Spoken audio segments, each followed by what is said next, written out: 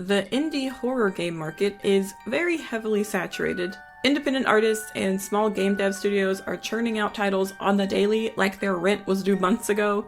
The biggest proof of this saturation can be seen with big YouTubers doing so many installments of things like 3 Scary Games series. If people can literally chug through multiple cheap or free short games in one sitting and make a few $1,000s on it, I think it's safe to say that the industry has a particularly low barrier to entry and is in high demand, or at least high consumption.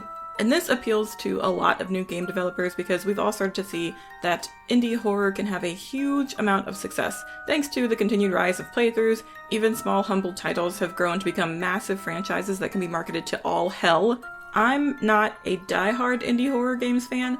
I don't know the nuances of the various communities around certain games. I'm not involved in the discourse or the rhetoric. I just sit and obsessively watch YouTubers all day. I was the youngest child growing up, so I genetically received the little sibling trait, which means I love to sit passively and watch someone else play video games rather than actively seek out new and scary experiences where I'm responsible for the outcome of my choices. I'm just super cute and anxious like that. But I have been consuming horror game content since 2014. As an art nerd, I gravitate towards games that have strong visuals or some sort of unique gimmick.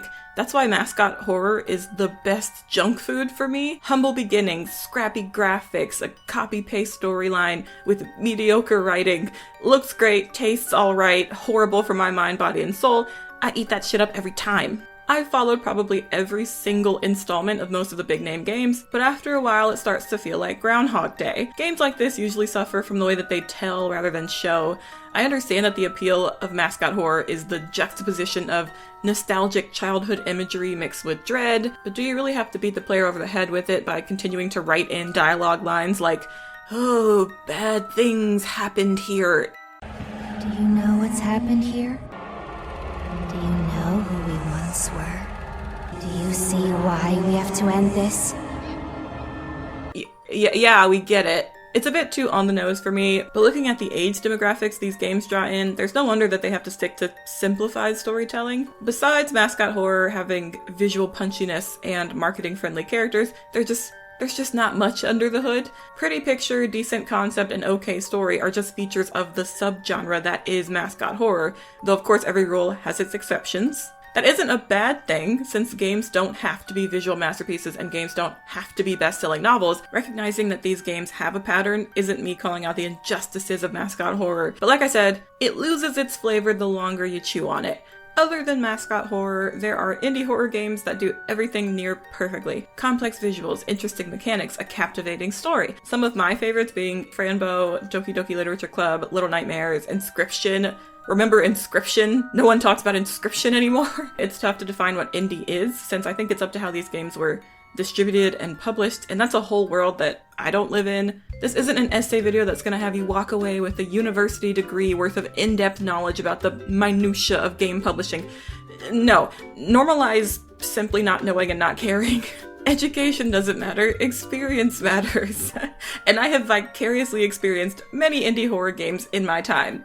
Because I'm an artist and a writer and not a hardcore gamer, of course the games that I enjoy the most are ones that look shiny or the ones that speak to me on a philosophical and existential level, since I'm not a person who demands new and exciting mechanics because I don't really play the games. But if I did play the games, you could throw me a walking simulator any day, as long as it has a clear visual theme and or a tragic and deep plot line. But I understand that that's my bias, because I watch games more often than I play them, so of course most of the time I'm judging games based on viewers' merit rather than the gamer's merit. So let's go into this with that acknowledgement. Even though indulging in mascot horror is my guilty pleasure, and even though there are super fully fleshed out, like impressive indie horror games like the ones I just mentioned, lately, the games that captivate me the most are the minimalist indie horror games that have their own little niche in the biome. Games that master simplicity in the best way possible. Not so much the newer indie games that purposely use like PS1 and PS2 graphics, though they're fine, they're mostly fine, like Chill as Art, Fierce to Fathom. I'm talking the super artsy ones like Pony Island or House or Faith. These games look visually simple but pack a lot of punch, and I find myself drawn to them a lot. FNAF and PP are great for the fun, spooky spectacle, but I go to sleep at night spending none of my calories thinking about them damn games. But you know who my sleep paralysis demon is?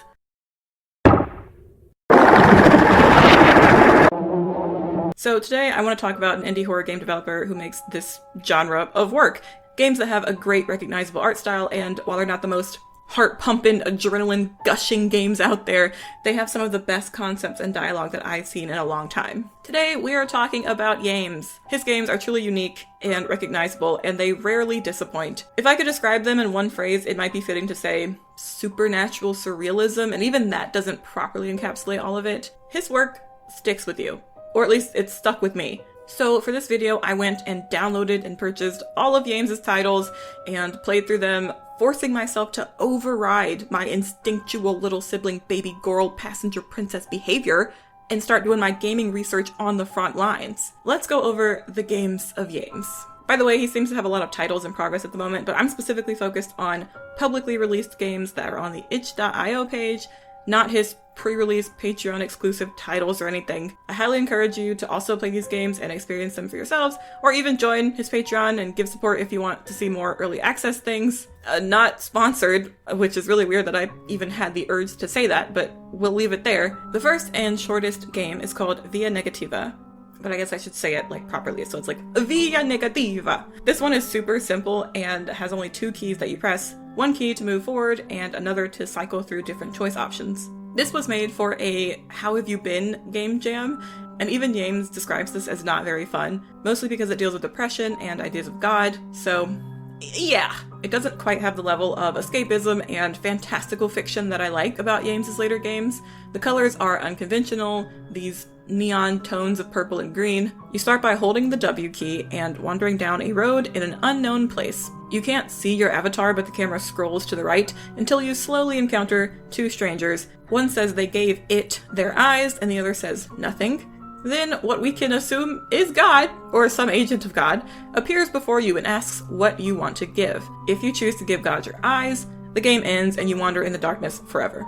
If you choose to give it your heart, the game ends and you die. But you can choose legs, brain, or ears and still continue on past the first choice. If you give your legs, you keep going, only your character's speed is diminished and the camera scrolls along much slower. I assume this means you're crawling along the ground with your arms now. Whether you select legs, ears, or brain, if you continue, you'll run into another person who talks about the helpless, passive feeling of letting God give and take without you having any control in the matter. Then you're given a second choice to sacrifice something. It doesn't matter which order you choose the ears, brain, or legs in. Whether you choose the legs option for the first choice or the second choice doesn't matter. If you give your legs, you go slower. If you give your ears, the audio cuts out and the music stops.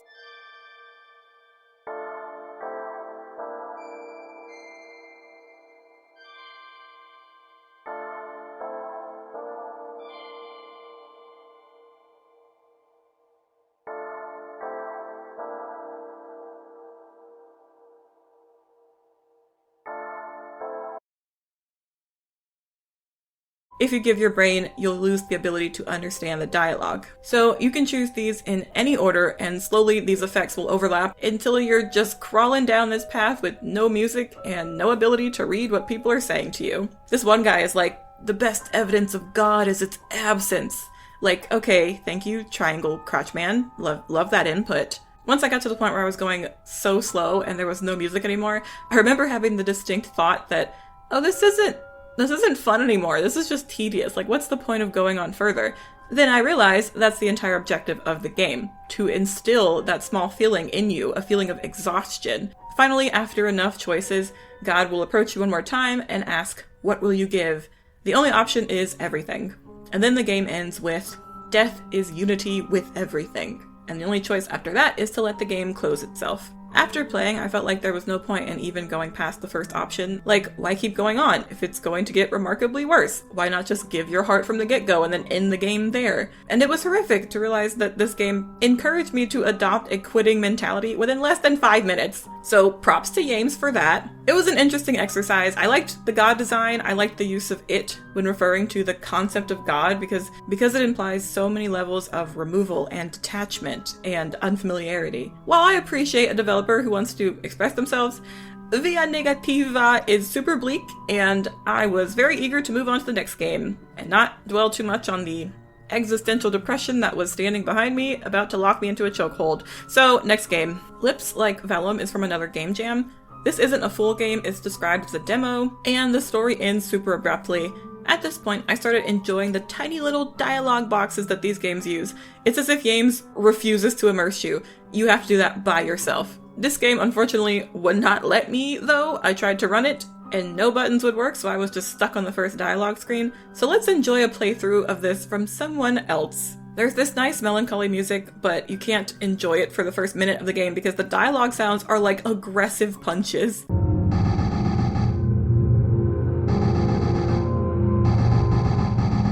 I will be honest, to me this game feels like the emptiest one of the bunch. The use of halftone shading is nice, but there's a ton of unactivated space. Even the books that you read on the bookshelf aren't fully filling out the book pages, and that was a little jarring once I realized it. Visually, some items are stylized to a point where it's a bit hard to decipher what some things are, which isn't ideal for an item-based point-and-click game. In Lips Like Velum, you play as a girl who is visited by the ghost of her sister, who tells you not to trust your father. It's your job to try and escape the house or confront him in some way. It starts to become apparent that their father is trying to use them for some vague ritual, as the sister Clara says, "We were born to be taken by God." After looking through interesting book passages, you find the combination to a padlock on your door, but the padlock seems to go to a closet and not the rest of the house. In the closet is a bloody slit, and inside of the fleshy portal are creatures from another world, and they say some vague stuff about an entity named Bob. When you find Bob, he refers you to another strange creature back in your bedroom who tells you that it's an angel from heaven. It gives you the key to escape your room, but as you're walking down the hallway, that's where the game ends. Overall, I felt pretty detached from this one. It's probably because I know it's not finished, so I'm not inclined to invest much brain juice into it as a player. So we're going to move on to Discover My Body. This is where I first heard of Yames and paid attention to his work, thanks to Markiplier playthroughs. The writing also made itself stand out from the rest of the hundreds of scary games that I had seen that year. Discover My Body doesn't rely so heavily on jump scares. It relies on a creeping feeling of discomfort in a world where horrible things are completely normalized. The synopsis of this one: in the year 2040, human beings look for increasingly strange solutions in hopes of finding connection and community. Basically, in the search for more ways to become closer, people decide to give their bodies over to a strain of psychic fungi that can transform them and link them to a wider consciousness. You play as a medical student that's observing one of these operations. It's called the Psychical Transbulatution Flowering. Love that. The PTBF? Oh yeah, the PTBF. Girl, have you done the PTBF? Yeah, I've done the PTBF. When your subject says he's studied this before, but this is his first time in the hot seat, I was like, sir, I already know what happens at the end of the flowering process. This will be your last time in the hot seat. This rando has to get injected with a skin graft sample of a previously flowered patient. He then mentions that even the sample of the fungus in his body is pulling from his memories, and that's why the growth on his leg at the injection site is shaped like his mother's face. We'll get into this later, but I can see how this concept actually gets reused later on in Growing My Grandpa.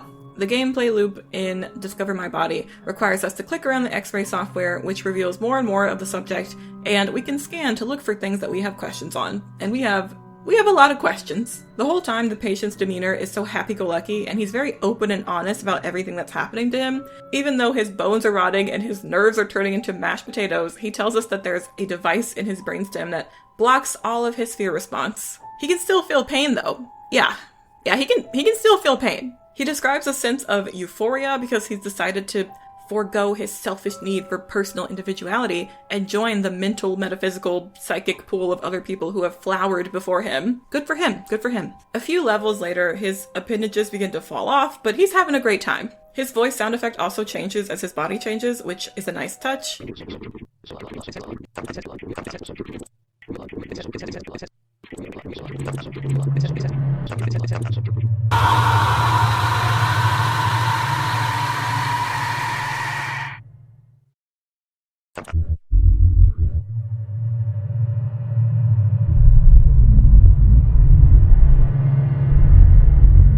Eventually, his body blooms tiny brains so he can begin to join the literal hive mind. After talking about how pleasurable and painful it all is, he does complete the flowering, and his last words are a deafening scream and the phrase, "I am so happy."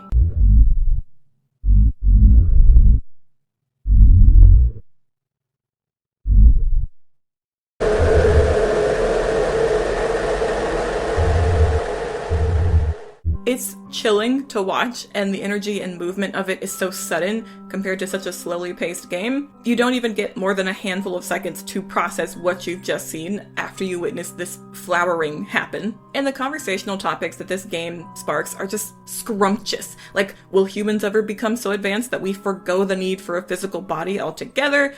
Is there any point in dissolving your animalistic desire to be unique and instead turning to an existentially comforting embrace of a fungi consciousness network?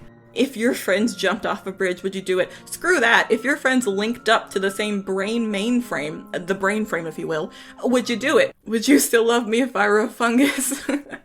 Water Womb World is a game that I never expected to love as much as I do. Dare I even say it? I love it even more than Discover My Body. This game is about exploring the seafloor, catching fish, sifting through silt, and trying to find Eden. This is the first game where you play as a character that has inner thoughts and a clear intention, rather than playing as a more passive character that sees shit go down and says nothing about it. You play as a very Christian research scientist. As a scientist and scholar, you believe that you can find Eden under the sea, at the bottom of the ocean, because you just believe that, I guess. You're super optimistic and you pray to your god for guidance so that the years of studying can finally pay off. In your underwater submarine base, you can refill your oxygen tank, stock up on nets, and then head out into the ocean to try and catch things or sift through the sand for artifacts. Back at the base, you have the options to research what you caught and look at yourself in the mirror. During the game, there are interesting lines when this character likens humans to being the mirror of God, but they were shattered and severed from the source through sin. So we're gonna look at the mirror later in the game. The gameplay is as repetitive as it gets with Yames, I think. You just kind of have to crawl around the seafloor, up, down, left, and right until you just come across something and then catch it, or sift through the sand at certain places. So there were a couple of spots in my playthrough where I was spamming the navigation buttons, just trying to find anything that would progress the story. But as you go through the game, your character starts speaking even more nonsense than they were in the beginning, and you have a feeling the pressure's starting to get to their head. This is a great thing about the games. You never know what's fully real and what's not. Is this game set in a supernatural world where there are theories that the Garden of Eden is underwater and that the earliest humans were merfolk? Maybe. Or is this game set in a supernatural world, but the whole Eden thing is entirely a delusion that only this character has? My first instinct is to always assume the narrator is insane or extremely unreliable. I mean, even the research that this person does makes no real sense, and their dialogue trips on itself a couple of times. Earlier they talk about how humans are imperfect mirrors of God, but then later in the game, as the oxygen deprivation probably sets in, then it's suggested that early humans in Eden were an alternate form of human who looked like fish. So then how are the early humans supposed to be mirrors of God, and then the mirror got shattered, but then the current humans are also a mirror of God? Like, no, fish to human is a pretty big jump. Even if sin did that, that's a pretty extreme change. We do at some point find a scuba diving mask that hints that other people had also been down there before, so that at least supports the idea that this in-game universe does accept the Atlantis Eden theory. Or at least the character that we're playing as isn't completely out of their gourd. But also, seeing the abandoned scuba diving mask does not bode well for us as the player. Through the game, you continue to collect samples, each of them slowly revealing stranger and stranger things about the birth of humanity. And then one day, while you're out slithering above the sand looking for specimens, a whole ass angel floats up to you and warns you to turn around and stop searching. Look at them, they're so happy! The angel tells you to either get lost or face the consequences, and your character is so underwhelmed by it, like not freaking out or fangirling over the fact that this is an angel, already proof enough that your hypothesis is correct. If I could, I would have snapped a selfie with them and turned that sub around so quickly to take my findings back to the girlies at Harvard, but no, you just choose to continue forward because hubris. If you keep checking the mirror, the image starts to become darker and darker, and your character has started anamorphing into a trout because suddenly they start talking about not needing oxygen anymore. So yeah, this is getting dangerous. This character just it's like, oh, you want God so badly. It's a bit embarrassing, babe. Have some self-respect. Stop turning into a trout. The longer the game goes on, the more you start reverting back to factory settings. Then there's talk of getting closer to the womb of God. The underwater womb of God, like we all learned in Sunday school. Oh right, the womb of God. God's womb. The womb specifically owned by God. God's womb. Well, it turns out it's this kind of red coral thing, and so the fish and crabs and sea life that are feeding on the coral have evolved to not need eyes anymore. As soon as you realize this, the lights in your sub go out. If you look at the mirror, there's nothing but a shadow where your eyes used to be. I have a feeling maybe the lights didn't go out in the submarine. Maybe the eyes went out in the person. Then some weird creatures are outside his ship talking about some water womb world, so I guess that's a thing now. And now your eyes are completely gone. Yep, just as I suspected. Look at you done lost your eyes. And also you like munching on red coral now. So the player has to go back out and find red coral to chew on.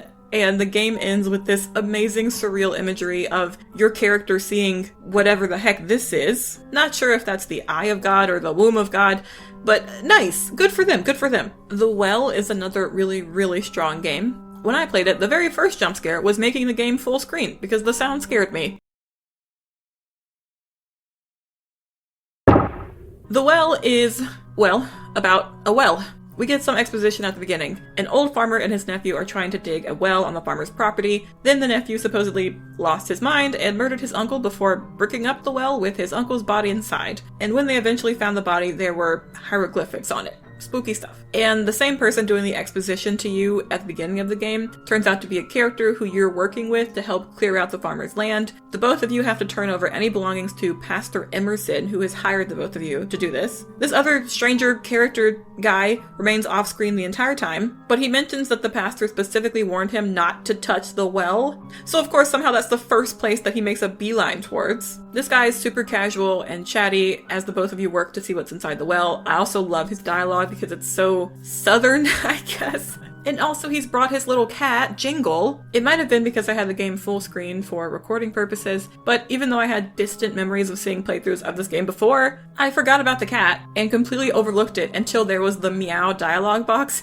If it weren't for that small detail, I would have been entirely unaware that there was a little animal right there. It's like a magic eye picture. As soon as I heard the cat sound, my eyes uncrossed themselves and then adjusted to seeing a cat there. In the game, you only use one button for everything. You have to hold down Z to lower the rope so you and this other guy can inspect the well while he calls out how far down the rope is. Every now and then, Jingle the cat will get agitated and you have to tap Z repeatedly to pet his little head and calm him down. Why the cat has a pentagram on its collar, I don't know. I will say that having the screen smaller helps with deciphering a lot of the artwork because playing the well full screen makes things look almost fractal, like you're looking through a kaleidoscope or a stained glass window, like you can see more of the shapes that Yames uses, and I didn't mind it, but you understand a little bit more when you zoom out. Maybe it's me being sensitive, but this game filled me with the most anxiety while playing it, because I was constantly on alert for something big and scary to happen, when really most of the jumps that I did were just because of the damn aggressive sound effects of the dialogue boxes.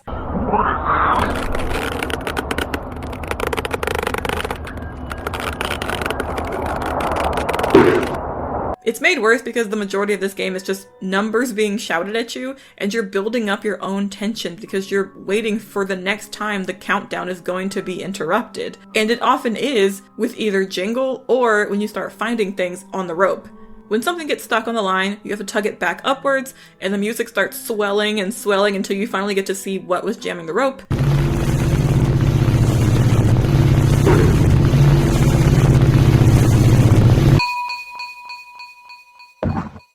There's a couple of innocent things that you find, but one of them is a pagan idol. If you turn the idol around and inspect it some more, something on the back starts writhing when you look at it, and then the stranger says he was bit by a worm. You both agree to toss the idol aside, which doesn't make sense because one of the reasons that this guy wanted to look at the well was to look for pagan treasures, but go off. Like, you think he'd want to keep the idol?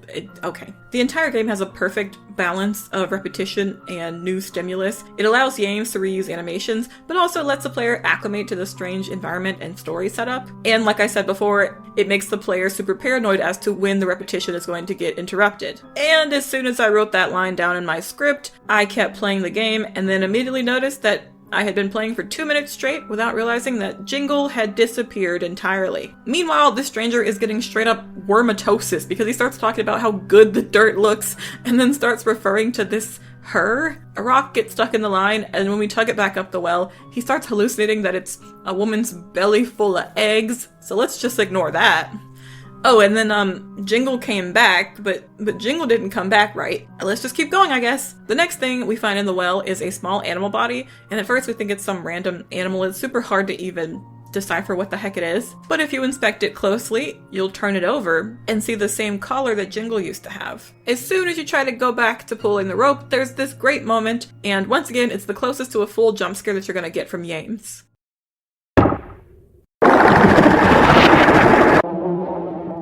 I thought that was the end of the game, but there's more. We see dialogue from somebody who's talking to us. I assume it's Pastor Emerson. Apparently this stranger guy that you were working with was a decoy all along, and we wanted him to become the fertile material that we're using to help birth an entity. So now we get to use the pulling mechanic in a new way. This time we're helping detangle this stranger's carcass so we can make way for her, whoever her is. This is horrible. But after a lot of hard work and dedication, we finally get to see her. Ah, yes, of course. The daughter of the Deathless Worm. Right. See, I didn't recognize her at first, but yeah, of course that's the daughter of the Deathless Worm.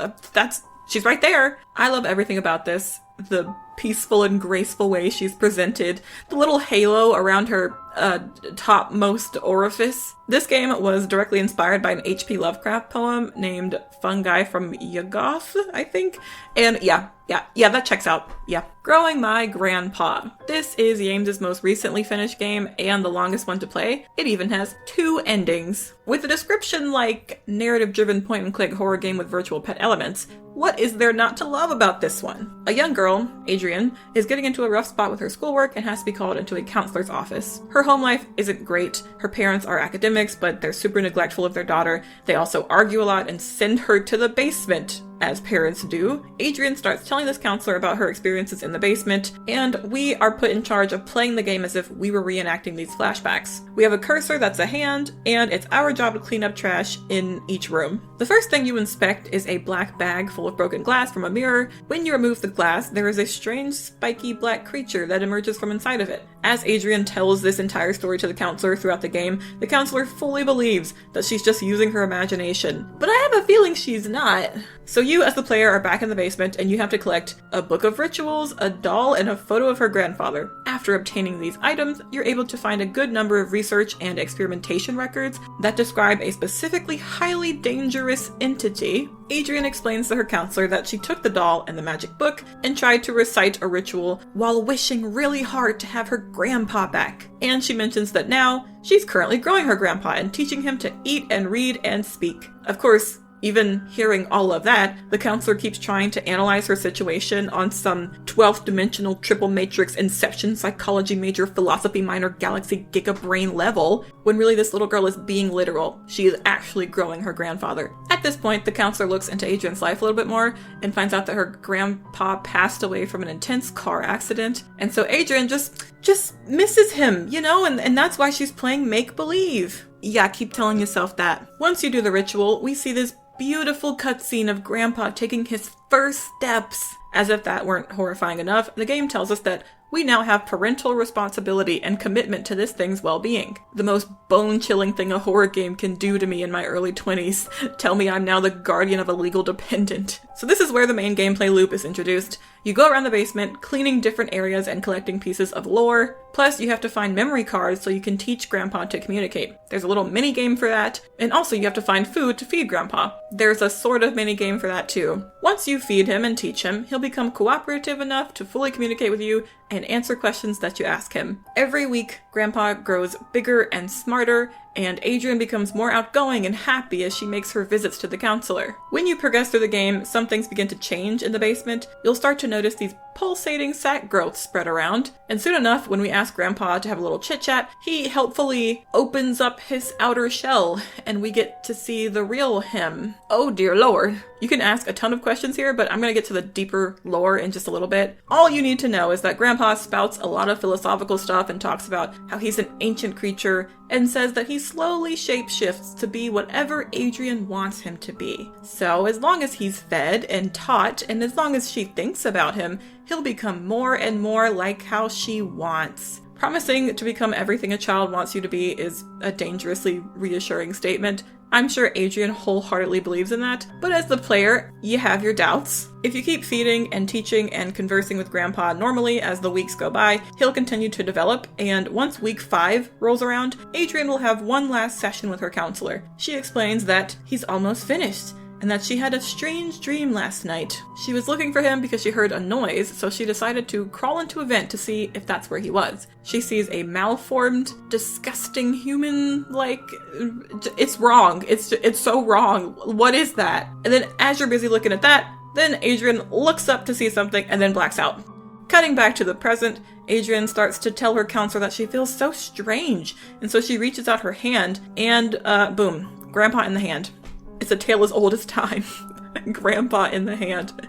So that's the bad ending that you get when you don't properly fulfill the contract with Grandpa. So why is there a contract? Okay, well let me explain the deeper lore that you find in the various documents, books, and research logs in the basement. Adrian's grandfather, Dr. Hart, is doing a thesis on magico-religious folklore and is specifically interested in this fabled demon called the Heaven of Needles or the Angel of Needles. It's not clear exactly what this demon does, but Dr. Hart knows that it's considered extremely dangerous. So naturally, he books an appointment with the local and demands to have full research access to this incredibly manipulative, incredibly dangerous entity. Off to a great start, Dr. Hart. He creates a research team and they all spend the next few months in his basement studying this demon. Here is what they find out about it. It's described as a lump of matter that's covered in black needles, but has a small nucleus at its core. If the creature is in the presence of a human, or sees a human, then the creature will read the human's mind and begin to slowly shapeshift into whatever that human is thinking about. Usually this means it will try and mimic your loved ones if you're in the room with it. It mostly shapeshifts after it's found a proper shell to inhabit, and then its needles begin to build up a form. The demon's intelligence is tangential to what input is given, so teaching it and conversing with it over time will cause it to rapidly learn. But more importantly, just being in the presence of humans will cause it to adopt language super fast. With every new piece of information and every new shape it makes, it gets stronger and faster at doing it. Also, the creature sometimes sheds propagations, which is like psychic runoff, as in, after a certain period of time, the demon has to excrete the old, expired dreams and thoughts and beliefs of its human prey in order to make room for new ones. It's never clear what Dr. Hart even wants from the creature. There is mention of a desirous yield, which is suggested to be the ultimate form of the creature, or at least the furthest point to which the demon can shapeshift and communicate, but Dr. Hart intends to never let it get that far. So to deal with the OP set of stats that this thing has, the research team uses a ton of mirrors. This works because it blocks the creature from seeing their faces, and it also forces the creature to always use its own image, since it's constantly trying to shapeshift into whatever it sees or reads in people. Using mirrors is only enough to halt the growth process, though. If they want to completely shrink the demon back down and reset its mental capacity, they have to first gas it and force it into dormancy, and then they toss it into a trash can and light it on fire until only the nucleus is left. This way, it ensures that this demon, which the researcher team calls Whiskers, won't get too big or too smart too fast. Also, they aren't allowed to feed it any meat. Just anything but meat. So, alright. This research team had their cycle down packed. They fed the creature, they let it grow, they taught it language, they let it observe them, and at that point it's begun to talk, and even though it can't access any of the human faces around it, its intelligence becomes a bit too uncanny. So usually around 4 or 5 weeks into the cycle, that's when the research team shuts it all down, gasses the demon, suppresses it with mirrors, before they toss it into the flaming garbage bin and reduces it to a baby again. It feels a little bit cruel to do that. At this point, it sounds like they had total control of it, right? Yeah. Well, there's always that one research scientist in the horror movies who just gets a little too attached to the freaky experiment. A few of the documents mention William, a student who keeps being emotionally affected by Whiskers because it keeps trying to use information from his mind to try and recreate his deceased sister. There's a learning flashcard that describes one of these moments. William and another scientist are sitting, trying to model a human conversation for Whiskers to watch while it listens to them. And pretty soon Whiskers begins using information that only William's sister would know, obviously because it senses the psychological desire that William has to have his sister back, and so that freaks William out. And there's another log at one point that's not written by Dr. Hart, but by a member of the team, and the language of this log sounds so obviously salty that Dr. Hart refuses to let Whiskers keep growing. It's as if this particular scientist student wants Whiskers to grow up enough to become a complex human being, and this note feels like William wrote it, because he so desperately wants to see if Whiskers can become his sister, basically. So it sounds like he has always considered trying to go through with creating a desirous yield, no matter the cost. One of the first things that we learn from a note from Dr. Hart on the door to the basement is that William attempted to interact with the demon and was attacked. Dr. Hart immediately tried to cover everything up and maybe even found a way to hide William's body. It's kind of unclear, but in the note he talks about trying to go and find the other research students, and so we can assume that this is the day that he had his fatal car accident. I'm not suspecting that it wasn't so much of an accident, but I also don't know what would have caused the car accident. I still have a lot of questions on the lore of GMG that I can't personally answer. One question I can answer now, though, is how do you get a desirous yield? Well, after accidentally getting the bad end, you can replay the game and do things slightly differently. Instead of always feeding Grandpa his whole grain, heart-healthy Honey Nut Cheerios every morning, at least once per cycle you should go to the kitchen and combine a soft food with a non-digestible item. Then you just feed him this concealed item before or after or in the middle of feeding him other normal foods. If he can't detect anything wrong with it, he'll eat it, but the non-digestible item will cause him to spit up useful things that will help you get to the good ending. And towards the later weeks, Grandpa chucks up a pair of scissors, and you can use that to cut open the growth sacs in the basement.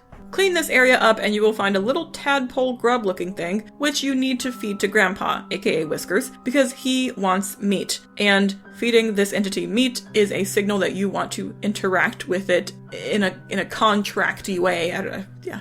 You want to enable contract. And once you toss the meat into him, he gets really excited. And his proboscis comes out to say hi. Somebody get the police. Later on, you can gain access to a deeper part of the basement using a key and a flashlight that Grandpa throws up, and you can eventually find 2 paper dolls and also pictures of your mother and father. So naturally, like any other Tuesday, simply glue the pictures of your parents to the paper dolls, symbolizing a blood sacrifice that you're offering to this pseudo-shapeshifter Grandpa in return for it sparing your life, and also giving you whatever you asked for, I guess. So the penultimate moment in the game is when you have taught Grandpa everything he needs to know, and you've fed him everything there is to eat, and you've conversed with him, and you've laughed and you've cried with him. Now you just reach your hand out and grab hold tight to that proboscis before offering him your mother and father dolls.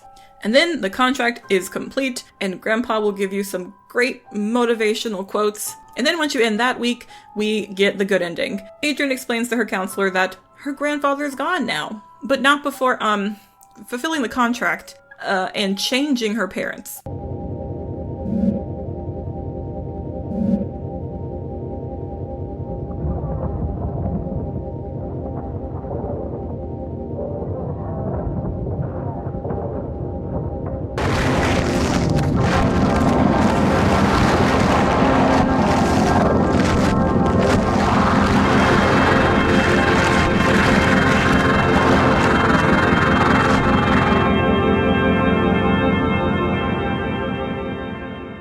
And she says they're so much nicer now. Good for her, good for her. But then she also says that her grandpa shed its shell before it left, and so now it's just out there in the world now. Okay, cool. Goodbye, Grandpa. Safe travels. Here's to hoping you get more normal. And the counselor, even in the good ending, the counselor has the audacity to talk about some all in a day's work. No, you didn't do anything to help this girl. Not even one home wellness check for a child that was describing gruesome things happening in her basement. So yeah, we've just played a game where a little girl accidentally stumbles her way through fulfilling a demonic contract with this ancient being, and it all ends up pretty okay in the end. I assume that in the beginning of the game, once Adrian removed the bag of mirrors around Whiskers, it maybe slid into the vent behind it and then dropped into the cage area because then it could sense her making her wish. So then when she put down the doll, she was unknowingly putting out a shell for Whiskers, and then she gave it a photo of somebody that she wanted. And so that's the beginning of the offering, because apparently research student William also knew to do that before he got attacked.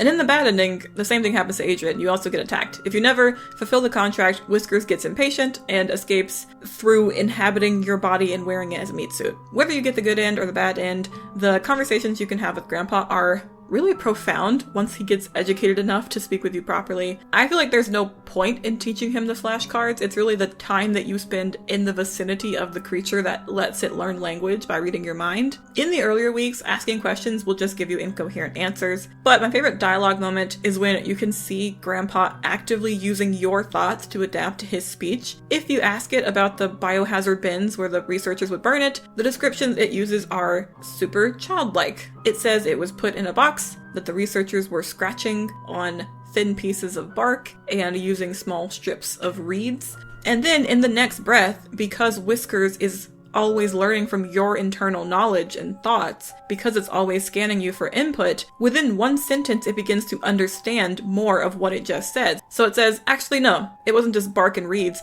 They were writing on pieces of paper, and I was half dead in this box, and they kept setting it on fire. It's amazing writing. It shows you how the entity adapts by using you to draw from. As the player, when you read the first line, oh, they were scratching on pieces of bark with small strips of reeds, you immediately think, oh, paper and pencil, so they were writing. And then in the next line, Whiskers picks up on that and says, oh, yeah, it was paper and they were writing on it. Because it read your mind, man. It read your mind.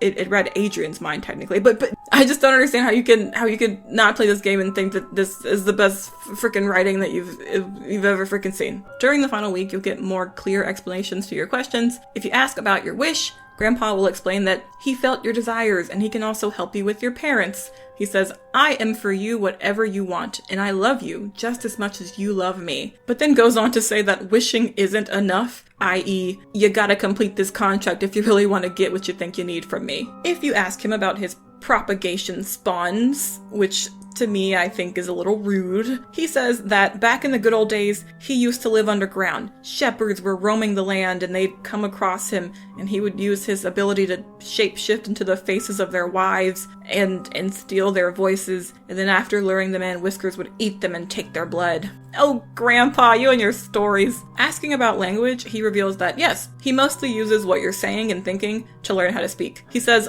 a week ago, I was less of what you imagine me to be, which is a great line. He also repeatedly reiterates that he's your grandpa and he loves you so, so much, but also acknowledges that he isn't entirely your grandpa because his physical core still has its own demonic goals and objectives. And that makes sense. It's not ideal to be a demon that mimics somebody to the point where you just become good because that person was good.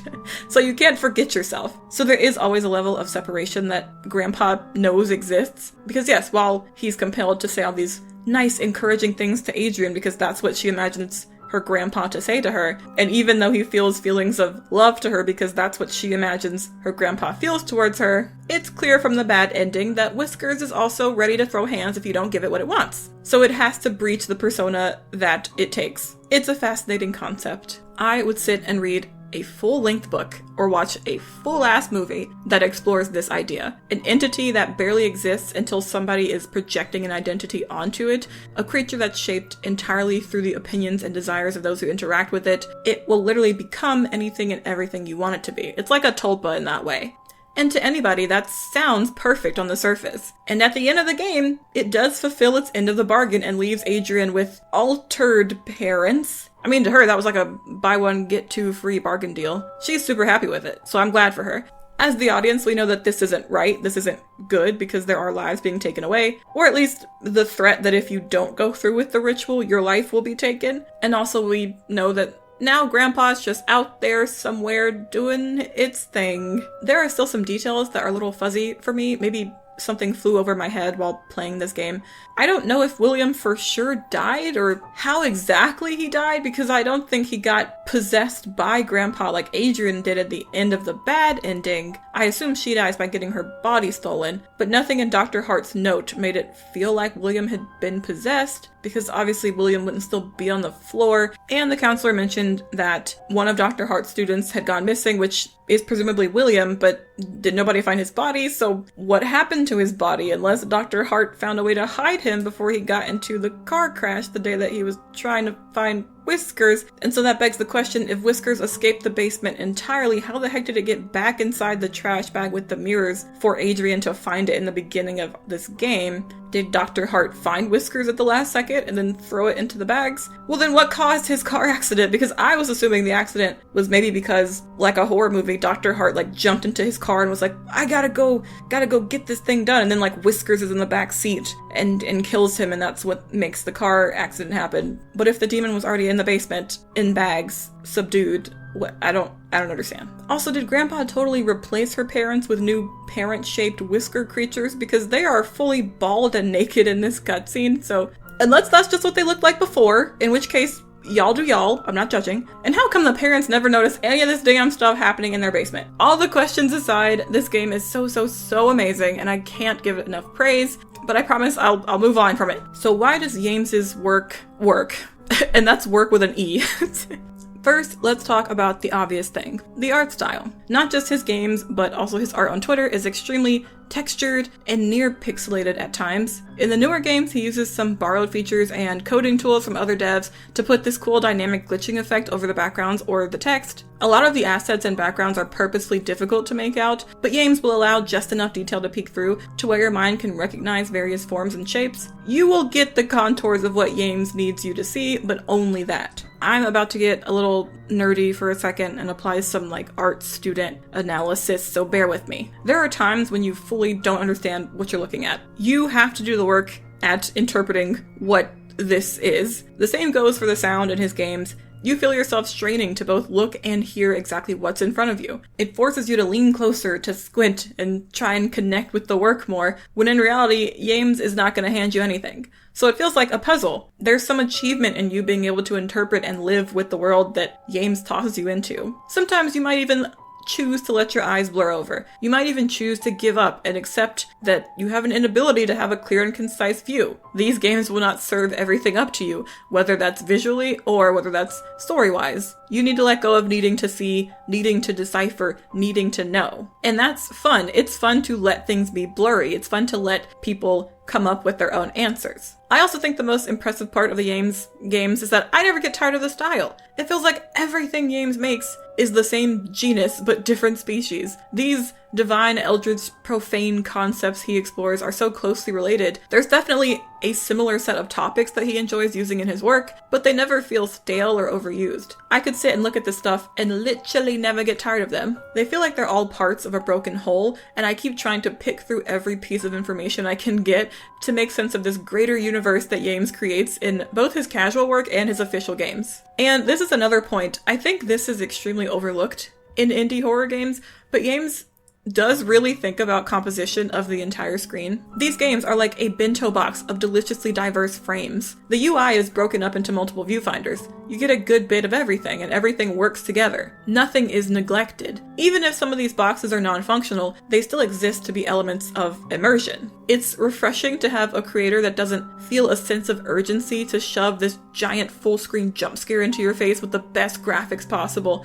Again, games that do this aren't bad. I love games that do that. It's not a bad thing, but Yames' organization of his digital canvas feels like he has confidence in his work, and he's content to just let things unfold on only one portion of the screen that you get. There's no need for him to take up so much space. There's no need for fullness. Most of his games boot up in the tiniest little dialogue boxes. They don't need to be expansive because they already have depth. Insert joke here about how big things come in small packages. And oftentimes, unfortunately, in games, the bigger something is, the more it's peacocking to hide the fact that it's horribly insecure about itself.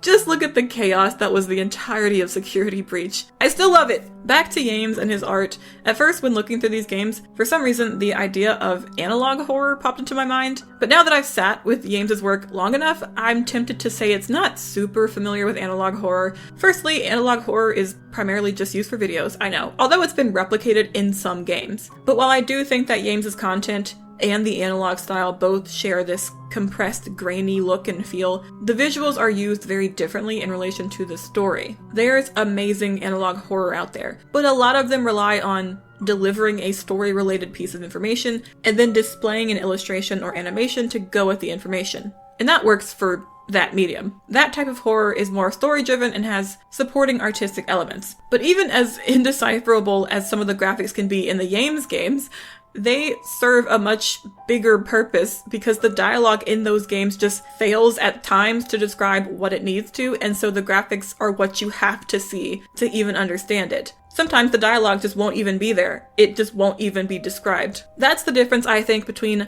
the analog style, which is like, this thing happened. Now here's a scary picture of it. But for these games, it's like, here's an incomprehensible nightmare unfolding and shifting and transforming before your eyes. Now here are like 5 sentences that maybe try to describe what you're seeing. Good luck. And I love that. I mean, I love both of those things. Like, you know, whatever. Maybe a video on analog horror later. Whatever. Let's talk about writing. This is existential supernatural horror that also features a lot of body mutation. What I like most about these games is that the writing has a good level of maturity. It doesn't try and beat the player over the head or make any of its concepts crystal clear if it doesn't absolutely need to. Again, it's not afraid to let some things get lost in the background.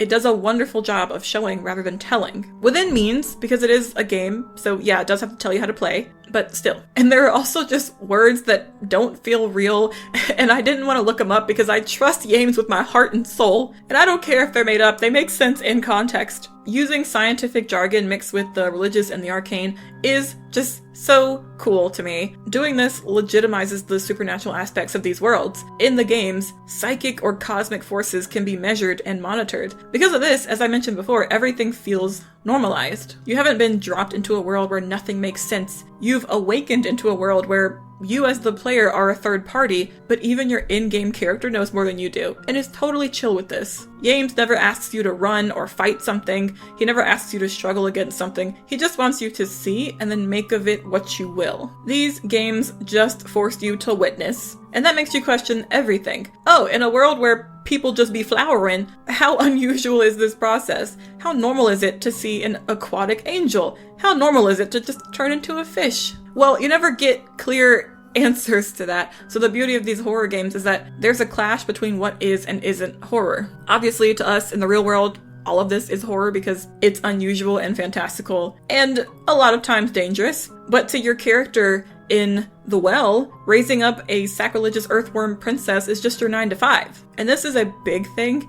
Yames' art doesn't try to do what a lot of mascot horror does now, where it tries to contrast the evil and the happy so obviously or so garishly. Instead, Yames knows that evil and beauty work together. They can work alongside each other. I think the best horror is when beauty doesn't try to cover up evil, or evil doesn't try to cover up beauty. The best horror to me is when the ugliest things have the most beautiful framing. Yames knows that humans can do grotesque things and call them holy, and vice versa. That the most harm is actually done little by little over time psychologically by the things that we think should be good for us, by the things that we think should be good. Also, the music is great. Very soothing. Very suspenseful. I don't know much about audio or music making, so I can't really give that topic justice. I will say that because these gameplay loops are so simple, while you're playing the game, the quiet, constant music feels like you're being lulled in. Not with a lullaby, but lulled in with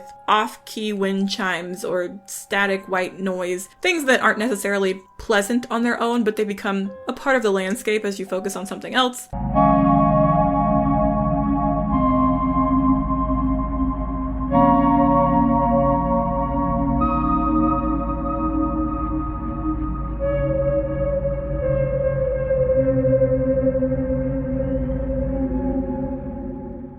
And I didn't know this, but apparently Yames used to make music, so that's cool. Ranking the games so far, I would say that my personal favorite in terms of writing and concept alone would be Growing My Grandpa. Although the art in this one is the best that we've seen from Yames so far and it has amazing animations, I'm personally a bright color enjoyer, so my favorite game artistically would be Waterwomb World.